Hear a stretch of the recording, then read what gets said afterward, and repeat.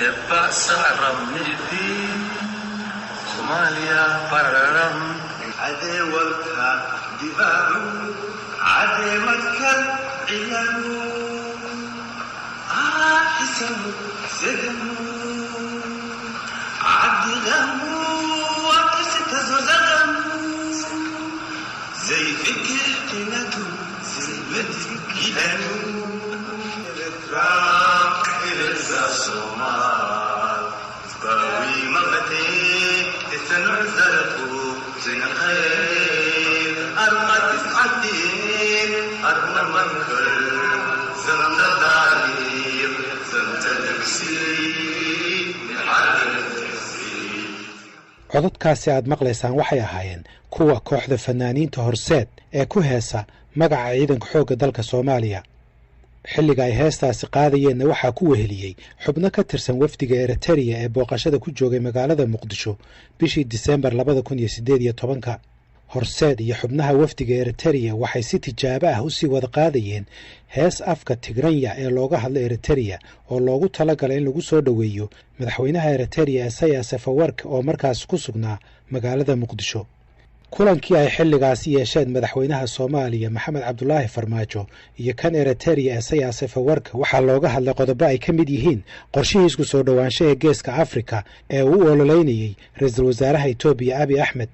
iyo qodobo kale oo gobolka ku saabsan waxaase wadahadalladu ay u badnaayeen iskaashiga labada wadan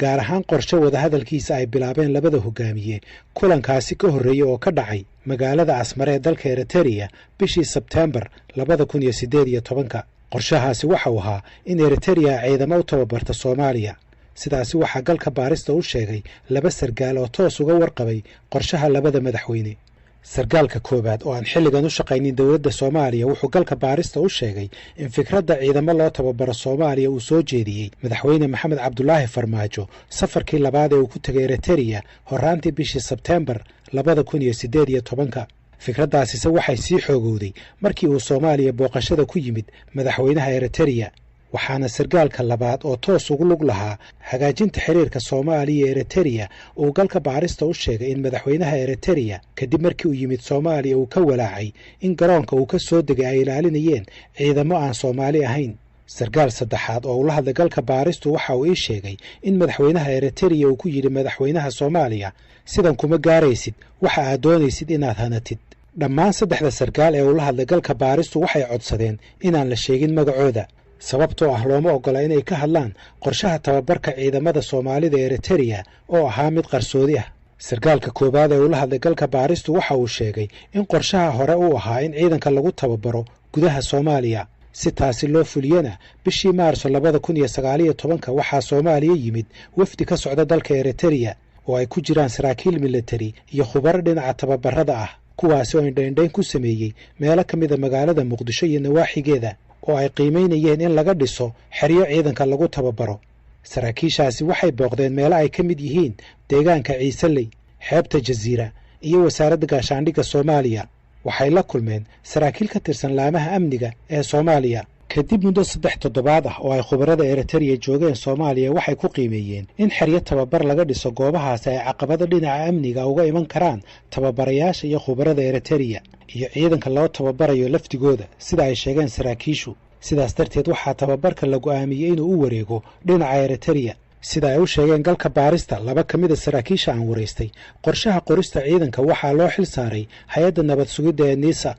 sababtoo ah waxay haysatay tasiilaadka ay ku fulin lahayd hawshaasi waxaa taasi sii kaabay sargaal ka tirsan nabad sugidda xafiiskeeda bariga Afrika oo loo xil saaray isku dubaridka iyo xiriirinta qorshahan sargaalkaasi oo muddo ku soo noolaa dalka Eritrea galka baaristu waxa uu helay magaca sargaalkan waxaana uu arkay sawir sargaalkan ah oo la taagan labada madaxweyne ee Soomaaliya iyo Eritrea Maxamed Cabdullaahi Farmaajo iyo Isaias Afwerki bishii Oktoobar ee aynu soo dhaafnay markaasi oo madaxweynaha Soomaaliya uu booqday ciidamada lagu tababarayo dalka Eritrea sababa dhinaca amniga awgeedna galka baaristu ma sii deynayo magaca sargaalkaasi galka baaristu waxa uu helay liis ay ku qoran yihiin magacyada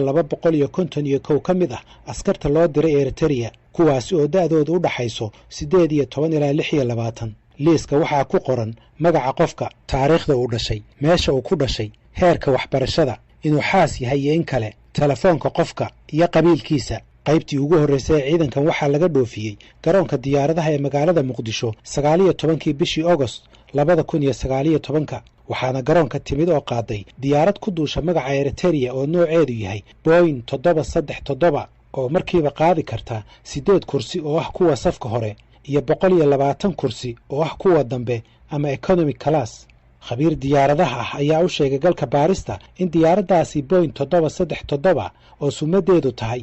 URCNF ay leedahay shirkadda Yan Air oo ka diiwaan gashan dalka Ukraine balse ay ku hawlgasho magaca dawladda Eritrea. qaybtii labaad ee ciidankaasi waxaa laga dhoofiyey garoonka magaalada Muqdisho 20 bishii Oktoobar 2019. intaasi wixii ka dambeeyeyna duulimaadyadu waxay ku socdeen si isdaba joog ah. inkastoo ciidamadii ugu horreeyay loo duuliyey dalka Eritrea bishii August 2019 haddana taliyaha ciidanka xoogga dalka Soomaaliya Odawaa Yuusuf Raage waxa uu bishii December 2019 oo ku beegnayd 3 bilood kadib markii la qaaday ciidankii ugu horreeyay uu u sheegay xubnaha baarlamaanka Soomaaliya inuusan ka warqabin ciidan loo qaaday Eritrea. arinta Eritrea ciidan loo qaaday anu kulli ma garanayo ee wasiirkuna meel kale wada ciidan ka keenay ma aysan jirin. Eritrea ciidan loo qaaday xoogga dalka Soomaaliya anu kulli ma ogin taas. galka baaristu waxa uu la xiriiray sarreeye guuto Odawaa Yuusuf Raage si aan uga wareysano arrintan hase yeeshee kama uusan jawaabin telefoonadii aan u dirnay. qaadista ciidamadan waxaa carqalad geliyey dilaacistii cudurka coronavirus hase yeeshee bishii Juun horraanteedii wasaaradda amniga ee Soomaaliya waxay codsi kadib ka heshay saraakiisha caafimaadka 3500 oo ah qalabka degdega ah ee COVID-19 lagu baaro COVID-19 rapid test si ciidanka looga baaro coronavirus dibna loogu bilaabo duulimaadyada taasi oo hirgashay sidoo galka baarista u sheegay mid ka mid ah saraakiishaasi. 2 ka mid ah 3 sarkaal ee aan la hadlay waxay sheegeen in ciidanka Soomaaliya ee lagu tababarayo Eritrea ay tiradoodu u dhaxayso 5,000 ilaa 7,000 oo askari. sarkaalka saddexaad waxa uu xusay inay tiradaasi ka yar tahay. 2 ka mid ah 3 sarkaal ee aan la hadlay oo ah sarkaalka koobaad iyo kan labaad waxay u sheegeen galka baarista in madaxweyne Maxamed Cabdullaahi Farmaajo uu booqasho ugu tagay ciidankaasi ugu yaraan hal mar. markii ugu dambeysay ee uu ciidankaasi booqdana waxay ahayd horraantii bishii Oktoobar ee sanadkii aynu soo dhaafnay markaas oo madaxweynuhu booqashadii ugu dambeysay ku tegay dalka Eritrea. dawladda Soomaaliya waxay bilihii ugu horreeyay ka aamustay inay ka hadasho qorista ciidanka iyo qaadistooda Eritrea hase yeeshee kadib markii ay soo baxeen dhowaanahan wararka sheegaya in ciidankii Soomaaliyeed ee loo qaaday dalka Eritrea la geeyay gobolka Tigray ee Itoobiya si ay uga dagaal galaan waxay dawladda Soomaaliya ka soo baxday godkii ay ku jirtay iyadoo beenisay in ciidamo Soomaali ah la geeyay gobolka Tigray.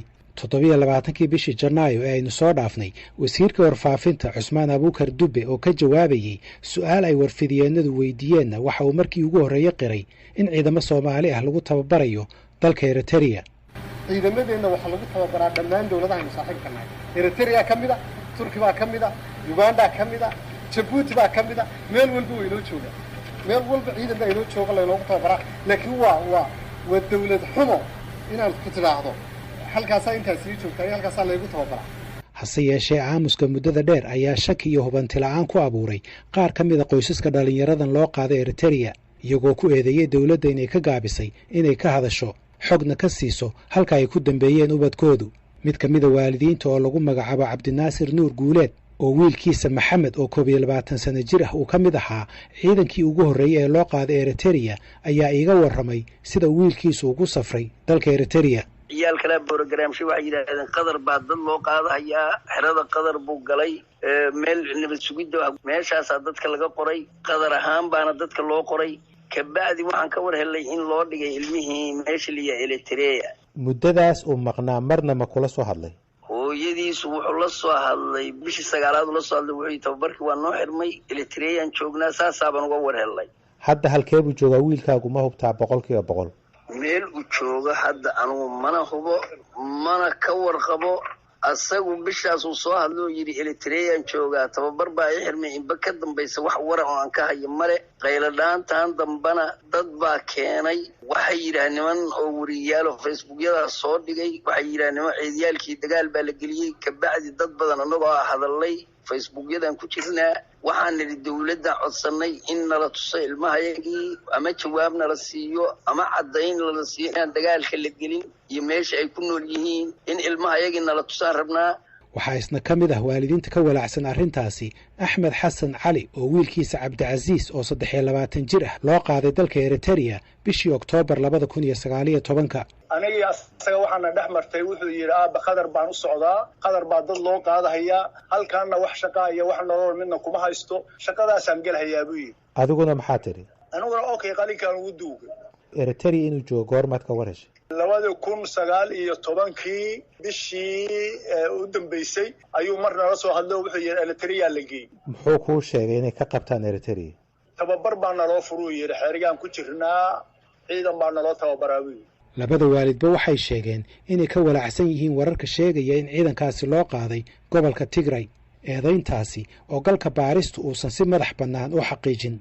kasoo waalidiinta ka walaacsan in ciidanka la geeyay Eritrea ay ka dagaalameen Tigray waxaa iyaguna jira waalidiin kale oo sheegay inay arrintaasi been tahay. waalidiintaasi waxaa ka mid ah Cabdirashiid Cabbaas oo wiilkiisa Axmed Daahir oo 22 jir ah ay wada hadleen bishii hore. wuxuu ugu yidhi baabarkiisa waa noo dhammaaday wax yar baa noo haday cid maxamed fara badan oo Soomaaliya haddii lagu yidhi dagaal baa la geliyey waa been waanu isu warhaynaa intaan joogno ayaga Soomaalida waxaan ku yidhi wax dagaala miyaa laydin dal aniga waxaa ka soo kuushay modelada laga soo kubay sidii laga sifaayey Soomaalida ciidankii milashii joogay Eritrea dagaal bay galeen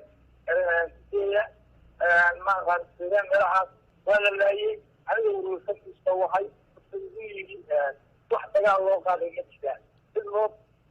loo hadalhayo labadaana ma jiraan waxaa cajiibay qaar baa beerka lagala baxay waa been dagaal baa loo qaaday waa been tababarkii waa noo dhammaaday waa noo gabagabo inaan faydaan sugayna. galka baaristu waxa uu sidoo kale la hadlay xaaska mid ka mid ah askarta lagu tababarayo Eritrea oo ii sheegtay inay wada hadleen sayigeeda 3 bishan Febraayo uuna u sheegay in ciidanku ay ku kala sugan yihiin 4 xero isla markaasina uusan ka warqabin ciidan la geeyay gobolka Tigray ee Itoobiya si ay uga dagaal galaan. gabadhaasi oo codsatay inaan magaceeda la sheegin waxay sidoo kale la hadashay sayigeeda 22 bishii Janaayo ee sanadkan. dhinaca kalena waxaa jira mid ka mid ah waalidiinta oo sheegay in mas'uuliyiinta dawladdu ay u sheegeen inuu geeriyooday wiilkiisa intii uu ku sugnaa dalka Eritrea. cali jaamac doodi waxa uu galka baarista uga warramay sidii uu ku baxay wiilkiisa Cabdisamed iyo sababta uu u dhintay sida ay u sheegeen saraakiil ka tirsan hay'adda nabad sugidda NISA. 2020 bishii shanaad ayaa la yimid xafiiskii soo wacay wili xafiiskii ma soo wacin lambar dibadeed ay soo wacay wuxuu yiri xafiiska laga rabaa adiga inta joogtaa wuxuu yiri meesha jooga iska dhaaf xafiiska laga rabaa yaa rabaa madaxdiga sareysa ku rabtay yiri xafiiska imaw anuu balad weyn joogo xafiiskii aan filiya tigid lagu soo diray anoo yaaban oo leeyahay wiilkaaga ma dad diray wiilkaaga maxuu ma fakaday wiilkaaga kala ku dhacday. xafiiska uu tag ku yiri waa kee? waa NISA xafiiska NISA sirdoonka gurigii maama Qadiijo oo shangaal ku yiri shangaalkii ku yilo. markaad xafiiska tagtay yaad ugu tagtood la kulantay qofkaad ugu tagtay la kulantay keebo wallahi niyo hawo horta anigu madaxda Itoobiya marka arto ma arko madaxdaas lama arko laakiin ninka xukumo leeyahay Fuad Yaasiin anigu hadda sawirkiisa wajigiisa waa laakiin asigu ma arkin umad kale xafiisada ka shaqeyso meelaha fadhiso xafiisada joogto ilaahu ila warantay. laakiin de qofkaad la kulantay magaciisa miyaanad weydiin iyo wuxuu yahay? wuxuu sheegaa arrintii waxaan ahay wuxuu anaa ku wacay anugaaga ma taqaanaa oo iga bilaabo war meeshii aan iska baran lahayn asiga aan weydiin lahay eriisa anugayga uu iga bilaabaybo anugayga marka 12 maalmood aan sugay arrintiisa markii la sheegay xaal lagu sheegi doonaa habeen 3 saac la wacay mugaa meeshii tagaynay oo sawiradan sawirkaan ma taqaanaa wari sawirkaan waa aqaanaa ya muxuu ana dhalay waa magaciisa Cabdisamed cali jaamac liida maxaa dhacay waxa ku dhacay ninkaan waa dhistay wari marka ninkii taliye meeshii iyo waxa xafiiska jooga magaciidoodii iyo markaas ay ugu dambeysay moraal oo dhan maskaxdayda dhan. wuxuu u dhintay ma kuu sheegay? maya tababarka ku dhintay ninkaan waa meedkii siiyaan meedkii ma aynay dhin waa soo joognay. ka bacdina maxaa dhacay? kadib marka diiaan isku ogeyn xilligii aan goorma maana xilli kasta anaga ku wacayna ireen ilaa haddana wax wacan mahayo. dhinaca kale waxaa dawladda Soomaaliya lagu eedeeyay inay marin habaabin ku samaysay dhalinyarada loo qaaday dalka Eritrea iyaga oo loo sheegay in loo qaadayo dalka Qatar si halkaasi loogu tababaro islamarkaana ay uga shaqeeyaan koobka kubadda cagta adduunka ee sanadka dambe lagu qabanayo dalka qatar. eedayntaasi oo ay ka sinaayeen dhammaan waalidiinta uu la hadlay galka baaristu, kuwaasi oo ku kala sugan deegaano kala duwan. safiirka qatar ee soomaaliya xasan xamse oo galka baaristu uu la xiriiray waxa uu ii soo diray war qoraal ah oo ka soo baxay dowladda qatar, kaasi oo lagu sheegay in dowladda qatar ay ku cambaaraynayso qorshe kasta oo si been abuur ah loogu sheegay in qof loogu qaadayo dalka qatar si uu uga soo shaqaysto, waxaana qoraalku uu ku baaqayey in arrintaasi baadhitaan lagu sameeyo. gaashaanle sare axmed cabdulaahi sheekh oo ah taliyihii hore ee ciidanka danab waxa uu galka baarista u sheegay in mugdi uu ku dahaadhan yahay ciidanka loo qaaday dalka eritereya sababtoo ah qaabka sirta ah ee loo maamulay hawshaasi. haarun waa maasan tahay. horta nidaamka ciidamada xoogga dalka soomaaliyeed sida loo qaweeye waxaa shaqo ku leh hogaanka tababarka oo hogaankaasa loo soo diraa inta maaragtay tirada iyo dalka iyo shuruudaha tababarkaas. kadibna waa la xayeysiiyaa, imtixaama loo galaa. dadkii ku guulaysto markaas waxay galaan markaas qaybta dambe oo ah caafimaadka iyo shuruudaha inay buuxiyaan. markaas maaragtay kadib loo qaadaa. mana arag aniga hadda ka hor ciidan tababar loo qaaday oo naan loo shicin meeshay aadayaan, xiriirkoodana la waayay. dabcan dadka waxaa weeye askariga markuu yahay qoys uu ku xiran yahay, qoys uu leeyahay, waalidiin uu leeyahay, waana qasab, waana waxaa weeye waa shuruud in maaragtay ay la xiriiri karaan. waayahay marka sida aad la socoto baryihii ugu dambeeyey, toddobaadyadii ugu dambeeyey waxaa aada loo hadal hayay ciidankan la geeyey eritereya. sideed u aragtaa in ciidankan la geeyo eritereya lagu tababaro iyo qaabkay wax u dhaceen haddii aad ka warhaysay? horto ciidanka la geeyey eritereya aniga waxaan hubbaa inaysan ahayn ciidan hoos tago ciidanka xoogga dalka soomaaliyeed. waayo sidaan kuu sheegay su-aashaadii hore waxay leedahay qaab iyo nidaam oo ciidanka xoogga dalka soomaaliyeed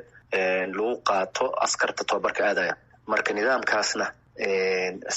looma marin oo sidaa ugu warqaba kolle maaragtay ciidankaas in loo sheegay in markii hore qatar la geenayo, sidaasna ay ku qorteen. kadibna eritereya la geeyey. marka